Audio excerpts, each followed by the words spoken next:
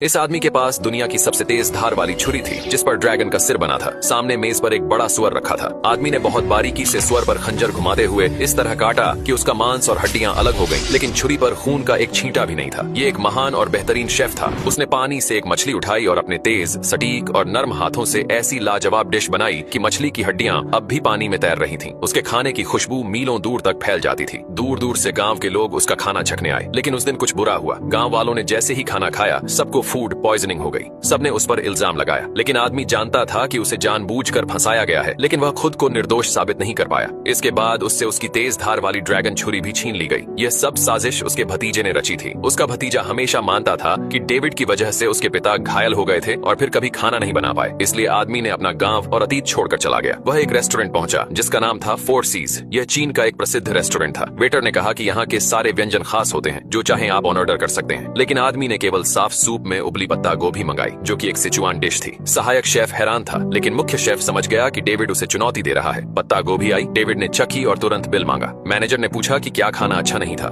आदमी ने कहा, यह असली सिचुआन स्वाद नहीं है। तभी मुख्य शेफ सामने आया और मुकाबला शुरू हुआ। अगर मुख्य शेफ हार गया तो उसे नौकरी छोड़नी पड़ेगी। अगर आदमी हार गया तो 1 साल तक बर्तन धोएगा। आदमी ने एक सहायक चुना, जैक। दोनों ने रेस्टोरेंट की एक खास डिश ए ट्रेजर डक बनाई। वेटर ने पहले मुख्य शेफ की डिश चखी, स्वाद में बेहतरीन, चिकनाई रहित, मुलायम। फिर आदमी की डिश देखी, ठंडी लग रही थी, लेकिन जब हाथ लगाया तो जलन महसूस हुई। आदमी ने बताया, उसने डक के ऊपर चीनी की परत चढ़ा दी थी, जिससे डिश गर्म बनी रही। डक अभी भी पक रही थी। इस डिश में उसने एक बार भी चाकू का इस्तेमाल नहीं किया था, क्योंकि बतख का मांस ठंडी प्रकृति का होता है। चाकू लगते ही वह सख्त हो जाता। हड्डियां जैक की आंतरिक शक्ति से तोड़ी गई थी। वेटर ने जैसे ही एक टुकड़ा चखा, वह हैरान रह गया। मुख्य शेफ ने भी खाया, चेहरा बदल गया और उसने बिना कुछ कहे इस्तीफा दे दिया। तभी नीना को पता चला कि आदमी उसके पिता का पुराना शिष्य था, जो अब फोर सीज का नया मुख्य शेफ बन गया। जैक सहायक बनने को तैयार नहीं था। उसने डेविड को चाकू की कला में चुनौती दी। जैक की स्पेशल डिश थी पफर फिश, जिसे बनाना बेहद मुश्किल होता है, क्योंकि जरा सी गलती जानलेवा हो सकती है। जैक ने यह डिश बड़ी आसानी से बनाई। उसकी चाकू चलाने की कला लाजवाब थी, लेकिन जब उसने आदमी की बनाई डिश देखी तो उसके होश उड़ गए।